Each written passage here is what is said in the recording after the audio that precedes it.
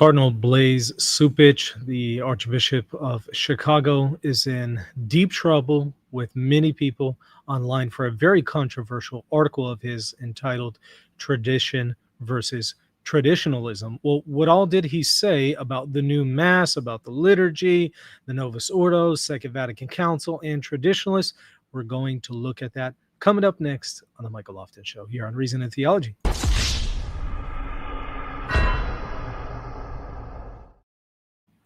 So, Cardinal Cupich is in the news once again for very, very controversial statements. We're going to read his article. It's not very long, so we're going to take a look at it. I'm going to interact with it, and then we're going to take a look at a number of traditionalist reactions on social media.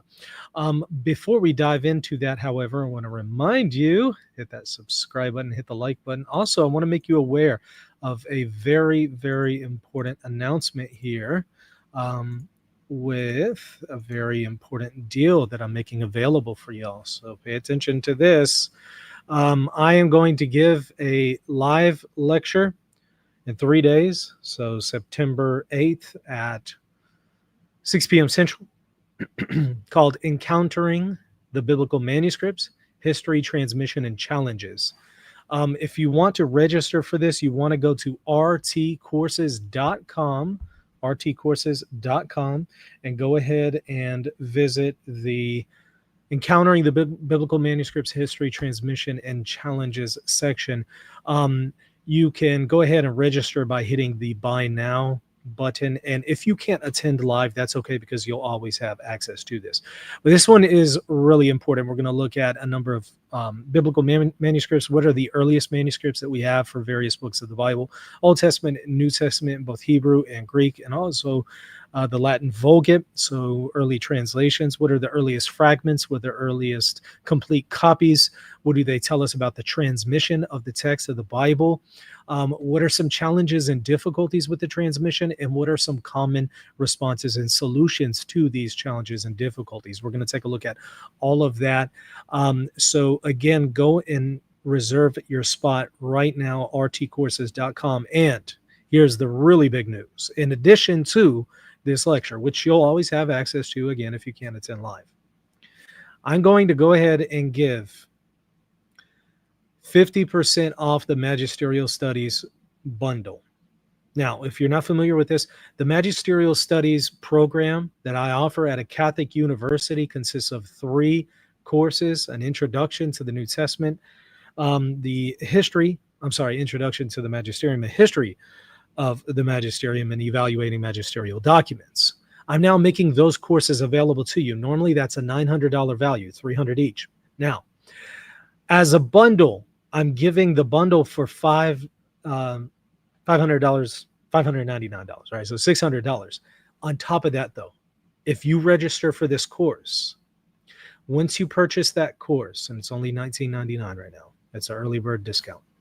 If you purchase that, I'll go ahead and give you 50% off the $600, which is already discounted significantly, meaning $300 for all 3 courses.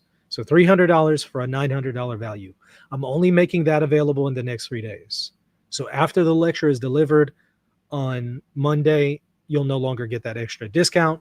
You'll have to pay the $599 for all 3 courses, which again is already a good deal, but I'm giving an extra 50% off. And the way it works is whenever you go and purchase the course, the registration tab that I just showed you, whenever you purchase the course Encountering the Biblical Manuscripts, after you've checked out, after you've made the purchase, it will then give you an opportunity to do 50% off that bundle, which means $300 for the $900 value for all 3 courses. Take advantage of it now, because it's not going to be available in 3 days. And that's a one-time thing. I don't even know why I'm doing this, because that's an insane amount of a discount. In addition to, I'm also giving 50% off a couple other courses after you've registered, after you've made the purchase, for $20. I mean, you cannot beat that. And the $20 itself for this course is early bird. After Monday, it's going to be normal price if you want to purchase this course. So if you feel like, well, I'll do it later, okay, but it's going to be normal price later. So do be aware of that. Take advantage of the opportunity right now. Okay, so let's go ahead and dive into this situation with Cardinal Cupich, Archbishop of Chicago, just posted this. Should be able to see it on your screen right now. Tradition versus traditionalism, posted 2 days ago. He says the late Jaroslav Pelikan, a historian of Christianity, which, by the way, if you've ever studied church history and historical theology, you know that name, right? Very, very famous for his 5-volume set on historical theology. He made an important distinction that is helpful to remember. Quote, tradition is the living faith of the dead. Traditionalism is the dead faith of the living. That quote came to mind as I reflected on the recent decision of Pope Leo to declare Cardinal John Henry Newman a doctor of the church. So he's already a saint. Now he's going to be made a doctor of the church.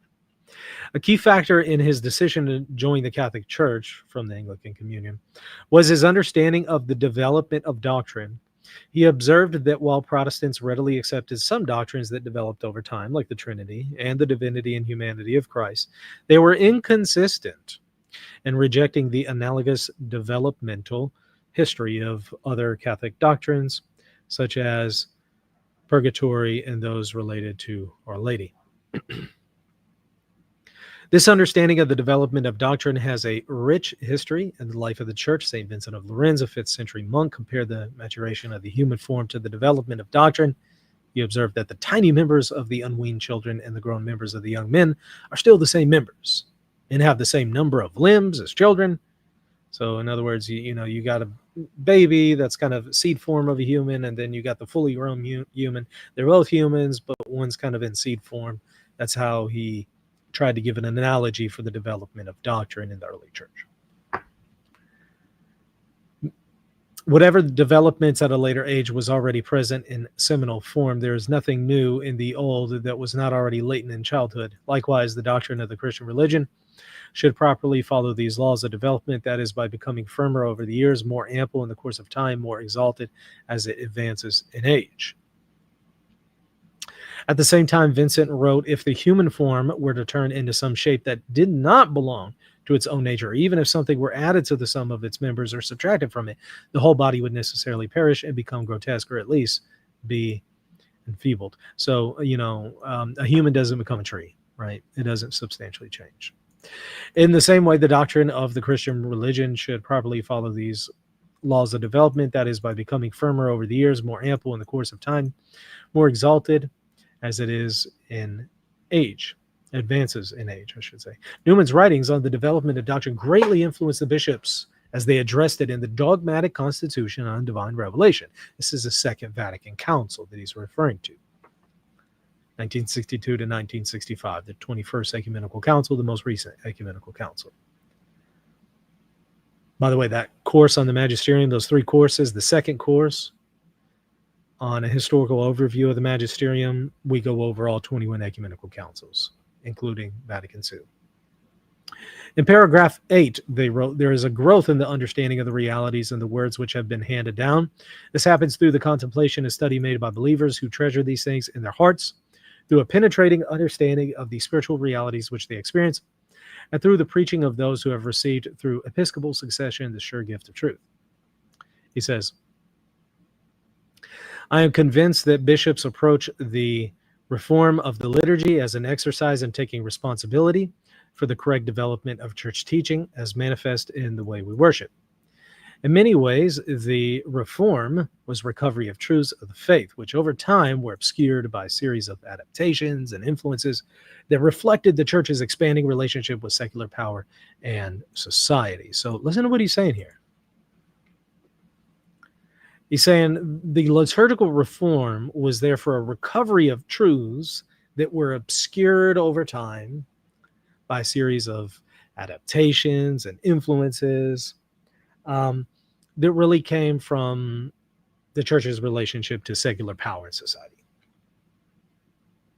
So he's saying that the Second Vatican Council wanted to kind of get back to an older form of the liturgy without these later accretions.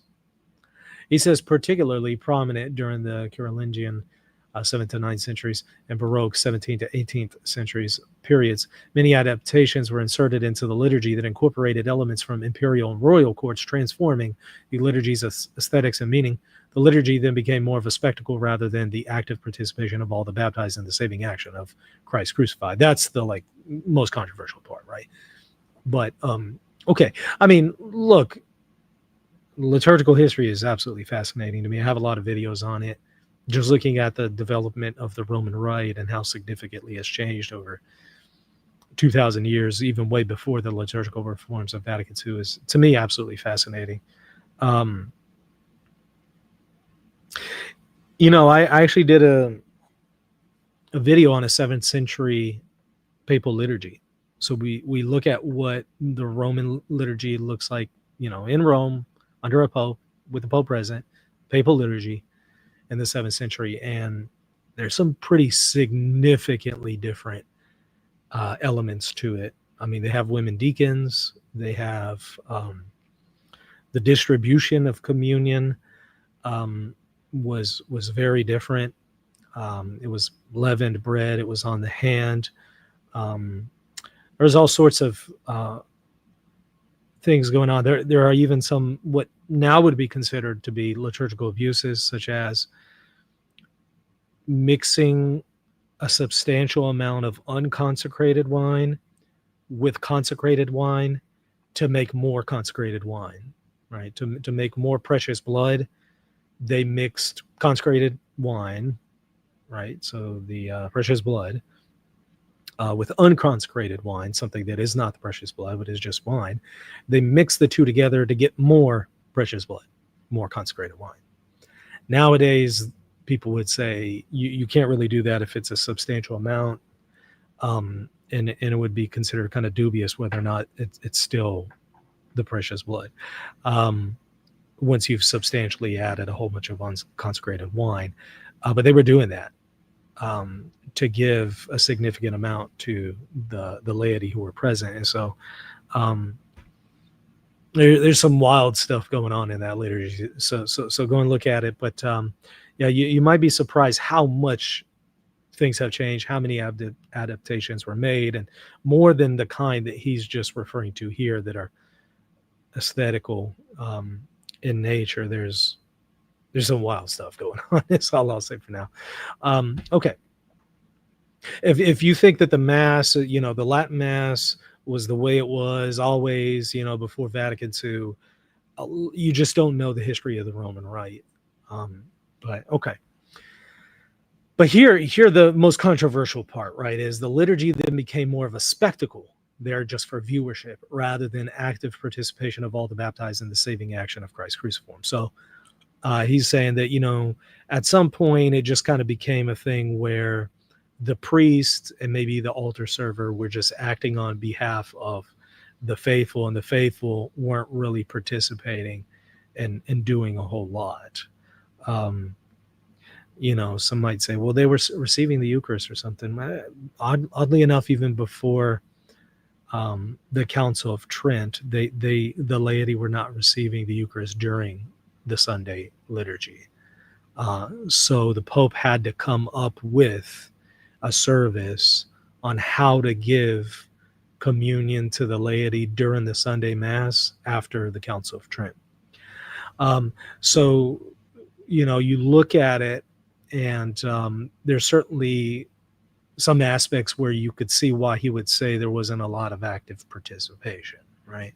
Now, people will contest that and say, well, active participation doesn't have to mean like doing something. It could just mean some kind of interior disposition of participating. But of course, there's a huge debate on that, right? What did the Council Fathers, however, mean by active participation? They meant kind of both and, yes, that interior disposition, but also active involvement insofar as a participation in the chanting of the psalms and the hymns and the bringing the gifts up for consecration and reception of the sacraments, things like that, a reception of the Eucharist during the liturgy, under both kinds, and all sorts of things. Okay. That's the one that's getting him in a lot of trouble, because they feel like, wait, you're just basically reducing the Latin Mass to some kind of spectators event. And how could you disrespect the Latin Mass like that, since it formed so many saints, and blah blah blah. Okay. One could easily read the bishop's constitution on the sacred liturgy, Sacrosanctum Concilium, as a correction of these Carolingian and Baroque liturgical adaptations through a restoration of the liturgy's original emphasis on active participation by the laity and a noble simplicity. These reforms were a direct response to the centuries of development that erroneously had transformed the Mass from a communal event into a more clerical, complex, and dramatic spectacle. So he's saying, the earlier liturgy was more of a communal thing, and later on it became more of a spectacle and less about the communal aspect. And if you look biblically, there's definitely an emphasis on the communal aspect. You look at a lot of the early liturgies, there's a lot of emphasis on them. Not that they're opposed to the sacrificial aspect. I don't think so. I think you have a both and there, but there definitely is an emphasis a lot on the communal aspect in the earlier forms of the liturgy. And you can also see that with the refrigerium, which I did a lecture on recently, where you have this pagan practice of eating with the dead and pouring wine into the mouth of a skeleton, into the mouth of the dead in their tomb, because there's this belief that they're actually alive and can eat and drink with you. And very dominant practice of doing that with the corpses of Peter and Paul, and in Rome, and the corpses of martyrs. And of course, it was imported from paganism and brought into kind of a Christianized, baptized context. But there you can see the idea of communal aspect, and certainly that's highlighted in the agape feast that you find in the New Testament, which was the original form of the liturgy, took place in this larger context of an agape feast. So, you look at it, there is definitely a communal aspect, and that's emphasized, but I don't think that that's antithetical to a notion of sacrifice. Sometimes people put them against each other, like Protestants, and I kind of think it's a both and, although there tends to be an emphasis certainly on the communal aspect in the earlier liturgies. In the later liturgies, they become, at least in the Roman Rite, the emphasis is more on the sacrifice after the Reformation, because you have a lot of Protestants who are contesting that. So yeah, it's fascinating stuff. And so his thing is, okay, well, we've gotten away from that communal aspect and more into this dramatic spectacle thing. Maybe think of the Mozart Mass, which I've been to a Mozart Mass and it's pretty awesome, I gotta say. But yeah, for the Mozart Mass, you're not really doing a whole lot as far as actively as the congregation. It's mostly the priest and the altar server doing stuff, and any active participation on your part is an interior disposition. And there's certainly an element of a spectacle insofar as, and I would say maybe in a good way, not in a negative way. It's fascinating. It's glorious music, right? And so it's a dramatic event. There is a spectacle nature to it, but maybe not with the negative connotations that some might have when they say dramatic spectacle, right? But I think that's probably what he has in mind, how pretty much all of the things that used to be done by the laity ended up getting reduced to the priest and the altar server do it. And the altar server represents and acts on behalf of the entire laity there, as does the priest.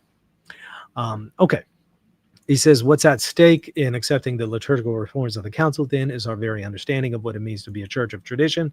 On his flight back from Canada in 2022, Pope Francis observed that a church that does not develop its thinking in an ecclesial sense is a church that is going backwards. This is today's problem, and of many who call themselves traditional. No, they are not traditional. They are people looking to the past going backward. So in other words, Pope Francis, and I think what Cupich is trying to say is, some traditionalists are not thinking with the mind of the church. The mind of the church is reforming these things, restoring things, going back to a more noble simplicity, more communal aspect, not negating the sacrificial aspect, not negating the aspect of the priest as alter Christus, but maybe more of an emphasis on on some other things. I think that's what they're attempting to say here. Um, he says, in a word, the true understanding of Catholic tradition provides the church with the capacity to witness to the gospel in new contexts. True reform is the church's way of going deeper into the tradition in order to move forward. So he says, look, the church kind of needs to reform to reach the people today. And, whether you agree with that or not, or whether you think that the church is doing it in the right way is a whole different debate. But it's absolutely certain that the Roman tradition has always been to significantly reform the liturgy, make it simpler, and adapt it to culture and society in many, many ways. A lot of the elements that would be considered an organic development came from local traditions and ecclesiastical communities. So often the liturgy was kind of a reflection of that day and age. And so I think what he's trying to say is, well, those things no longer speak to the people of today. And so in keeping with our tradition of modifying the liturgy to be a reflection of the day and age, we need to do that today again. Whether or not that's being done successfully is a very different question. Oh, very different question. You might say in principle that's consistent with the Roman tradition, but in execution, has that been very successful? In the post-conciliar period. Look, I think that if you're honest, you have to say there's a lot that has a lot left to be desired when it comes to execution of these ideas in the post-conciliar reform. Right? I think that the idea certainly has precedent, but was it executed very well? Probably not. Okay, that's a different discussion, however. Indeed, tradition is the living faith of the dead. Traditionalism is the dead faith of the living. So look at the language he's using. A church that does not develop its thinking is an ecclesial sense. A church that's going backward.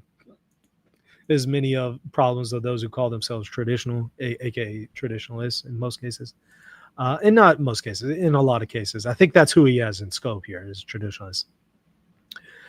He says that they're going backward or are backwards.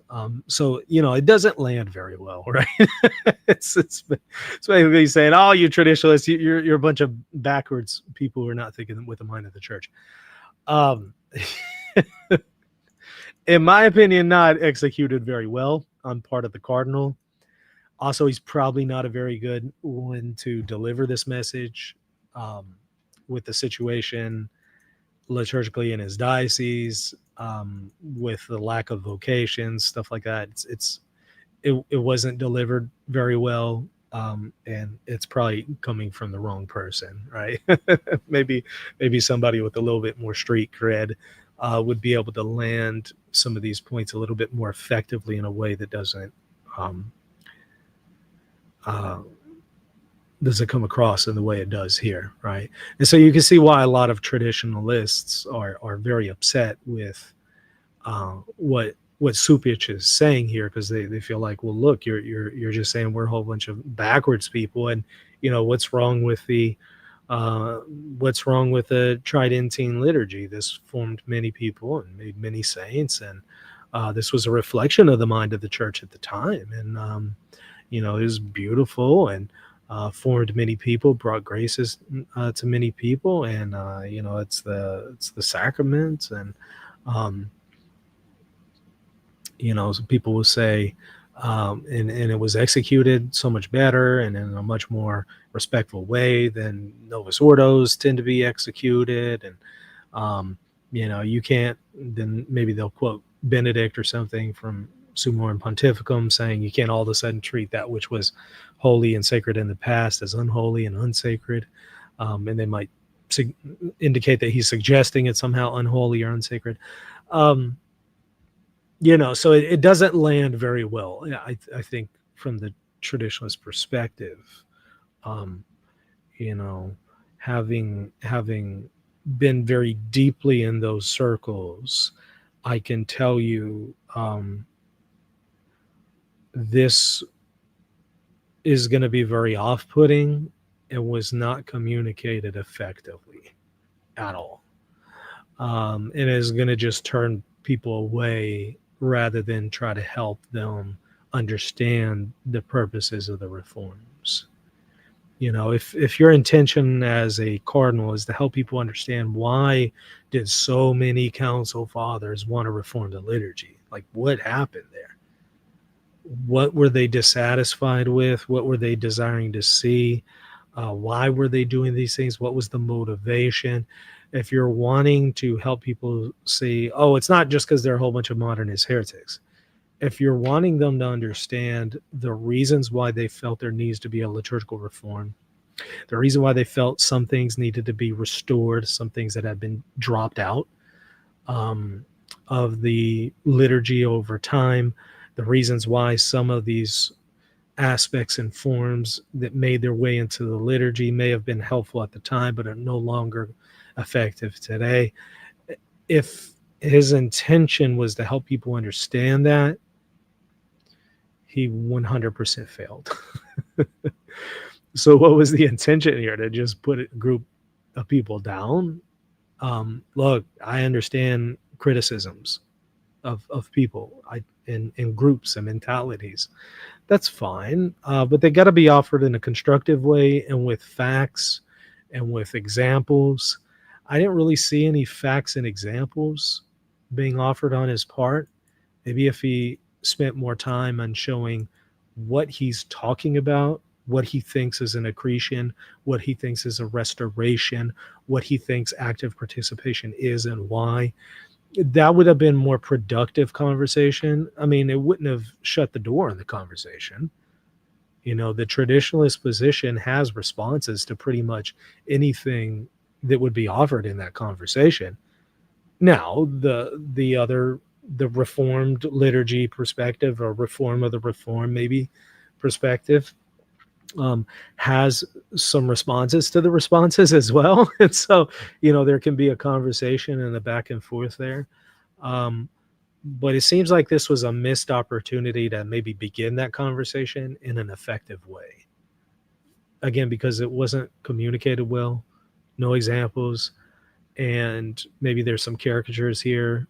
And certainly it's not coming from a person who has a whole lot of credibility here. And frankly, I mean, I remember Cupich saying that Vatican II is what gave us versus populum and did away with ad orientem. I remember he said that a few years ago. At that point, I knew this guy doesn't know anything about the history of the Roman Rite, the development of liturgy, or even just Vatican II. Vatican II said nothing about the issue of ad orientem versus populum. You find that later on in the Germ, the general instruction of the Roman Missal. You find that there, but that's post-Vatican II. That's a post-conciliar liturgical document. Vatican II itself just says nothing about it. And the Reformed liturgy, the Missal of 69 or 70, however you want to say it was promulgated, the Reformed Missal of Paul VI on the Roman Rite, its rubrics seem to assume ad orientem, right? The rubrics assume that, whereas the Germ allows the option of either. But when I saw him say that, it's like, okay, this guy, in my opinion, should never comment on the question of Vatican II or the liturgy ever again. Look, I expect those kinds of blunders from a random Joe Blow on Twitter. Okay, that's understandable. A cardinal, though, gosh, how are you a cardinal and you're botching this? Especially the most recent ecumenical council. It's not hard. It's not hard to see what it said. So even if you don't know Latin, it's available in English, so it's really accessible. That left me really scratching my head and thinking, how does this even happen? But then again, I'm not really surprised, because honestly, you listen to cardinals and they tend to be maybe a notch above a random on Twitter, but that's about it, just a notch above. They don't tend to be well-trained theologians and very well-informed people, um, for better or worse, unfortunately. Um, so in reality, if you've actually ever read Vatican II and you've read a decent amount of the Church Fathers, you could probably school most bishops and cardinals if you spoke to them. That's the sad reality. So I guess I wasn't too surprised, but I did kind of think that that maybe barred him from any liturgical conversations in the future, you know. But here he is having these liturgical conversations again after having become incredibly unpopular for some very serious restrictions on the Latin Mass in his diocese. There's a whole lot of reasons why he felt that was necessary in light of Traditionalist Custodes, a lot of reasons for it. Be that as it may, there's a lot of people push back on the reasons. But he became wildly unpopular in his own diocese, not only before then, but especially after, due to those changes and restrictions. And to throw this one out, again, just makes him more despised in the eyes of most people in this conversation. Let me show you a few reactions of various people out there. I'm going to share my screen. As I do that, let me remind you, I'll hit that subscribe button. Rarati Celli is saying, Cardinal Cupich, an expert on dead faith. Who would you want writing about dead faith more than an expert on dead faith, dying parishes, and general societal decay? I think they're referencing, from what I've seen people say, fact check it maybe, but people are saying he only had one ordination this year and only 2 people were admitted into seminary this year. So very low in vocations. So he's not inspiring a lot of people. And they'll say one of those vocations came from a Latin Mass community. And so, I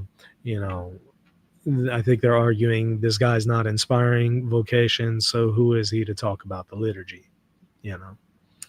They say that is why we know we can fully trust Archbishop of Chicago. Cupich, once referred to by a friend as ugly on the outside, uglier on the inside, to speak about the dead faith of traditionalism.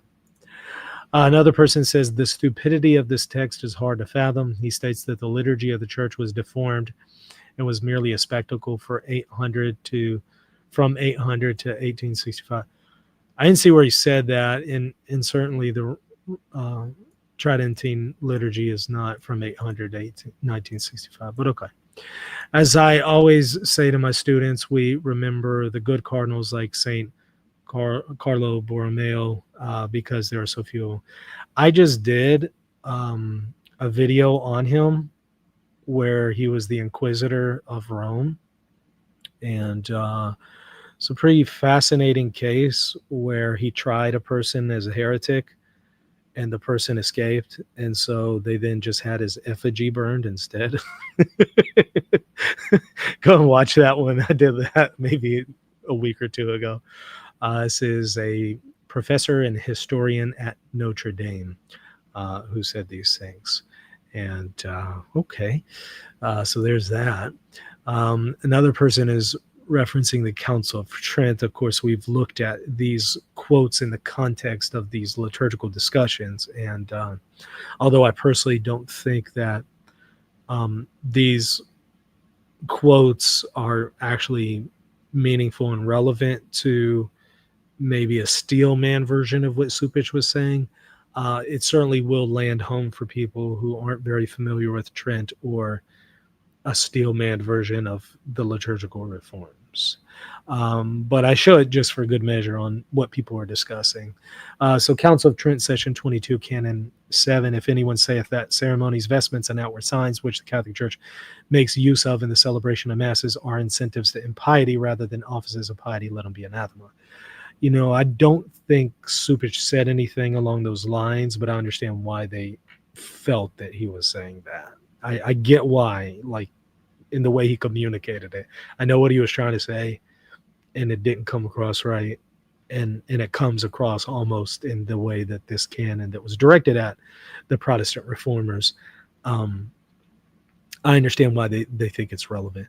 And then, of course, another canon they provide is if anyone shall say that the receive and approve rites of the Catholic Church accustomed to be used in solemn administration of the sacraments may be disdained or omitted by the minister without sin and at pleasure, or may be changed by any pastor of the churches to other ones, let them be anathema.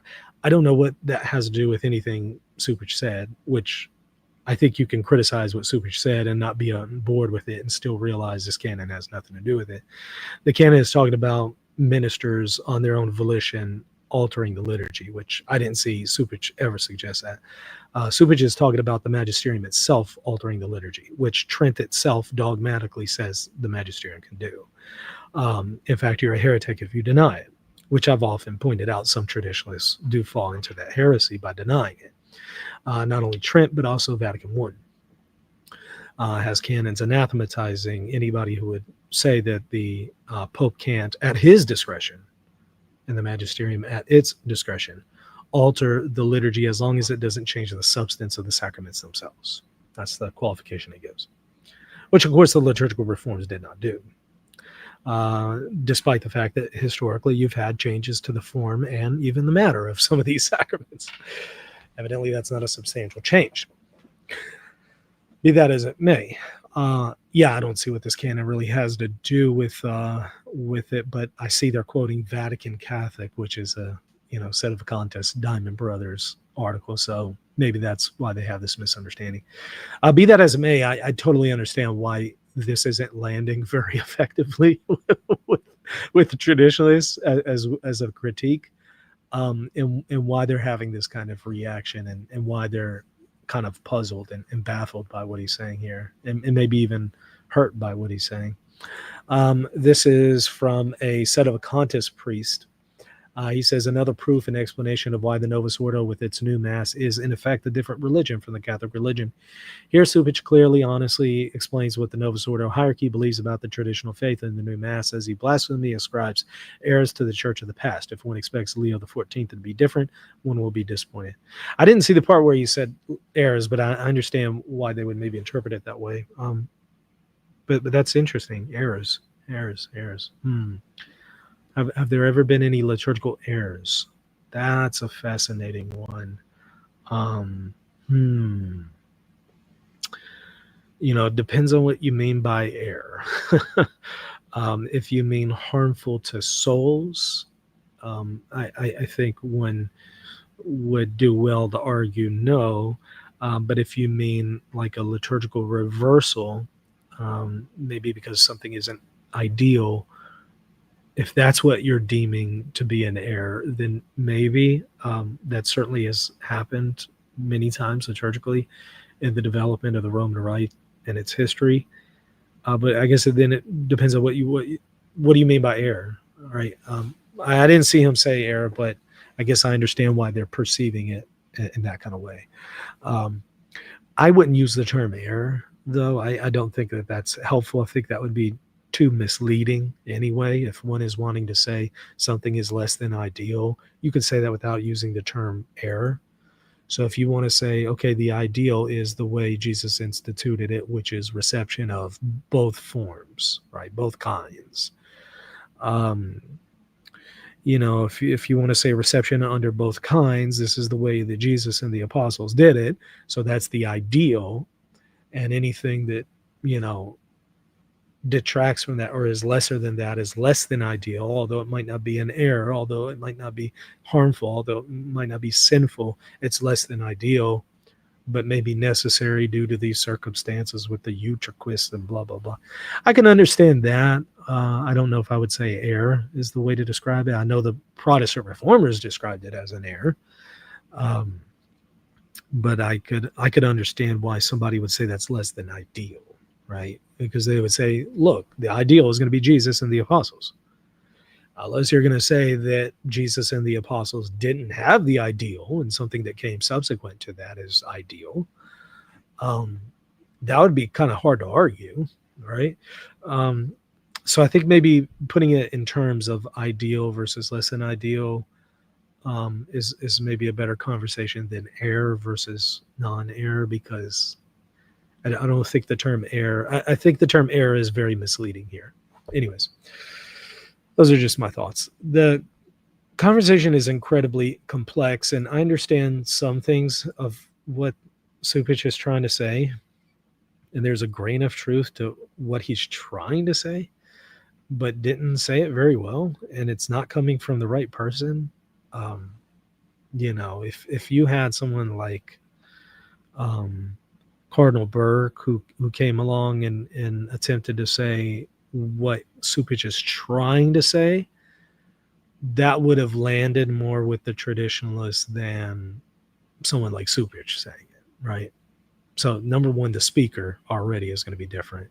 It's going to land differently just based on who says it, but also the way in which it's said, the lack of explanation, the lack of examples. That's just going to make sure that what he's saying is not going to be well received. And so, Thunder Thumbs, good to see you. He says, I thought error refers to theological teaching, which the Mass really is not. So yeah, in a lot of these conversations, that's how it's used, which is why I don't think that's a helpful term to use here. Not that Cupich used it, because I didn't see him use that, but you saw the set of Acontis suggest that that's what he was saying, and I don't think that's what Cupich was saying, and I don't think it was the appropriate term to use, because you're right. Most people are going to think of it in terms of a theological error, but rather I think the Council Fathers were thinking these things not in terms of error, but in terms of twofold: what is ideal and what is more effective to contemporary society. And again, whether or not that was executed very well is a very different question. I'm just telling you that was kind of the mind of the fathers and their intentions to reform the liturgy. And of course, some of their intentions were a little different than what ended up happening, even on paper. I'm not just talking about in practice, on paper. There's a difference between, as I've said many times, what the document of Vatican II called for, what the committee that was in charge and tasked with the reforms of the Missal called for, what Paul VI promulgated officially, and what is usually done in practice. Okay, there's like 4 different layers there, okay? And when you go all the way from Vatican II and what they intended and wrote about, all the way down to what you get in practice, there's a wide gulf between the two, right? Because there's a whole lot of stuff in between, and one is not necessarily the other. So one would be right to critique the execution of the Novus Ordo and the way it's practiced in most cases by comparing it to what the council actually called for. When one would have a strong leg to stand on by critiquing it on those grounds. Okay. Ponte says, Cupich's constituents are Chicago Catholics who overwhelmingly couldn't care less about it. Reverence. The attitude is more about emphasizing cultural identity than practice. There's always been kind of a balance between those things.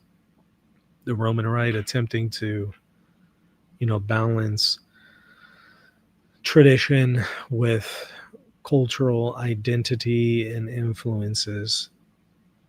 There's always been that tension and balancing and juggling act. Whether it's being balanced very well, again, is a different question. Whether it's being done very well today is a different question. There's a whole lot that needs to be discussed here. And I didn't think that Cupich did it in a productive way. I don't think he's the right one to have that conversation, let alone did he do it in an informed and helpful way. But again, I want to remind y'all before I go, Go sign up at RT Courses right now for the lecture that I'm giving in 3 days, Encountering the Biblical Manuscripts, History, Transmission, and Challenges. You get the early bird discount right now. It's only $19.99 for the lesson. We will do it live so you can ask questions, but if you can't attend the live session, that's fine. Once you purchase the course, you'll always have access to it. So just go to rtcourses.com, click on Encountering the Biblical Manuscripts, click Buy Now, and that is going to be the registration and purchase of the course. Once you've purchased it, so after you've purchased it, not during checkout, but after, you get a discount that I'm only offering for the next 3 days. It's a discount on top of the existing discount for the Magisterial Studies bundle. These are the 3 courses that I teach at a Catholic university, the exact courses. Same lecture, same courses. Normally it's $900. I've been offering a bundle discounted price for $600. But for the next 3 days, if you purchase that course after you've purchased it, I'll give you 50% off the discounted price, which is an insane amount of a discount. Because that means it's $300 for all 3 courses. $300 for something that's $900. Take advantage of it now, because that's not going to be available in 3 days. And in 3 days, I'm going to have it back to the $5.99. I'm going to keep that for a little bit, that bundled price, which again is already a good deal. But for the next 3 days, I'll make that available for y'all if you register, if you purchase. After Monday, it's going to be back to the $5.99. By the way, I'm also discounting 50% off the First Ecumenical Councils course and the Magisterial Difficulties Exploring the Tensions in the Documents of the Church course, which is the question of the doctrine of outside the church there is no salvation, the death penalty, religious liberty, slavery, tensions that we have in the magisterial documents on those. That's that course. I'm offering those 50% off after you've registered, after you've purchased the Encountering the Biblical Manuscripts lesson or lecture. And again, that's only going to be available in the next 3 days. After that, it's going to be back to normal price. Okay, so go to rtcourses.com and take advantage of it now, because that's going away soon. I don't even know why I'm doing it. I guess I'm in a generous mood. Okay, so make sure to hit that like button, hit the subscribe button, and looking forward to seeing y'all again very soon. God bless.